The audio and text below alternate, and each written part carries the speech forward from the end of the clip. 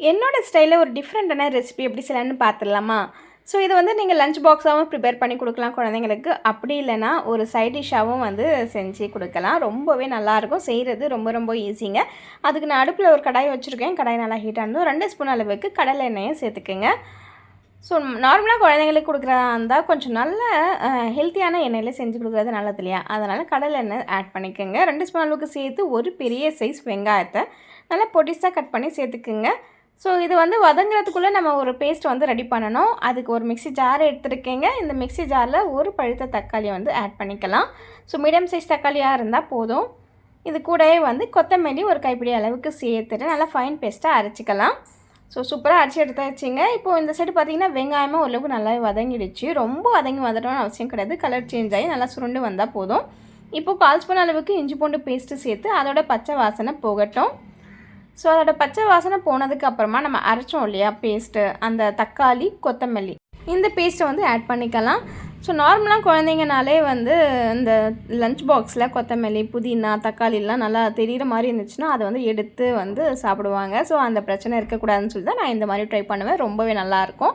இப்போது அந்த மிக்ஸி ஜார்லேயே கொஞ்சம் புள்ள தண்ணி ஆட் பண்ணி நல்லா மிக்ஸ் பண்ணிவிட்டு அதில் ஆட் பண்ணிக்கோங்க. இப்போ மசாலாஸ் ஆட் பண்ணிக்கலாம். 1/4 ஸ்பூன் அளவுக்கு மஞ்சள் தூள், மிளகாய் தூள், 1 ஸ்பூன் அளவுக்கு சின்ன ஸ்பூனில் நான் மெஷர்மெண்ட் சொல்கிறேன். எந்த குவான்டிட்டி செய்ய போகிறீங்களோ அதுக்கேற்ற மாதிரி ஆட் பண்ணிக்கோங்க. தனியாத்தூள் 1/2 ஸ்பூன் அளவுக்கு சேர்த்துக்கோங்க. கூடவே வந்து கொஞ்சம் போல் சீரகத்தூள் இருந்ததுன்னா சேர்த்துக்கோங்க.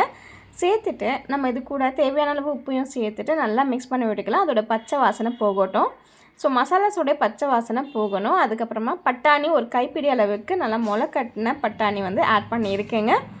ஸோ முளை கட்டி விட்டோன்னா ரொம்பவே நல்ல ஒரு ஊட்டச்சத்து உள்ளதாக இருக்கும். இப்போ மசாலாலாம் பச்சை வாசனை போய் எண்ணெய் திரிஞ்சு சூப்பராக வந்துடுச்சு. பட்டாணி ஓரளவுக்கு வெந்திருக்கு.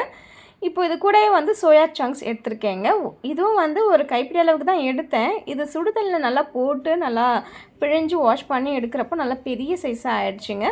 ஸோ நம்ம எந்த அளவுக்கு நம்ம செய்ய போகிறோமோ அதுக்கேற்ற மாதிரி ஆட் பண்ணிக்கலாம். சோயா சங்க்ஸை வந்து 2-3 தடவை நல்லா ஹாட் வாட்டரில் போட்டு வாஷ் பண்ணிவிட்டு நல்லா பிழிஞ்சு அதுக்கப்புறமா ஆட் பண்ணிக்கோங்க. இது வெந்து வரதுக்காக கொஞ்சம் போல் தண்ணி ஆட் பண்ணியிருக்கேன்.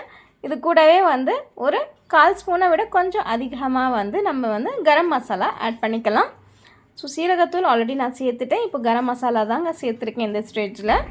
ஸோ நல்லா மிக்ஸ் பண்ணிவிட்டு மசாலாஸை நம்ம மூடி போட்டு ஒரு 5லேருந்து 7 நிமிஷத்துக்கு மூடி வச்சிடலாம். நல்லா சுருண்டு இந்த அளவுக்கு வந்திருக்கோங்க. இப்போ வந்து நான் சோம்புத்தூள் வந்து சேர்க்க போகிறேன். ஸோ மசாலாவோட கலர் நல்லாவே சேஞ்ச் ஆகி வந்திருக்கு. இந்த ஃபைனல் ஸ்டேஜில் நம்ம சோம்புத்தூள் சேர்த்தோன்னா அதோட ஃப்ளேவர் பார்த்திங்கன்னா ரொம்பவே டிஃப்ரெண்ட்டாகவும் இருக்கும், சூப்பராகவும் இருக்குங்க. ஸோ அவ்வளோதாங்க. ரொம்பவும் டேஸ்டியான டிஃப்ரெண்ட்டான ஒரு லஞ்ச் பாக்ஸ்க்கு தேவையான ஒரு சைட் டிஷ்ஷும் சொல்லலாம்.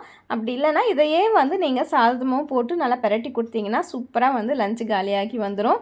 ஸோ யாரெல்லாம் இந்த ரெசிபியை ட்ரை பண்ண போகிறீங்கன்னு சொல்லுங்கள். பிடிச்சிருக்கோன்னு நினைக்கிறேன். பிடிச்சிருந்தா சப்போர்ட் பண்ணுங்கள்.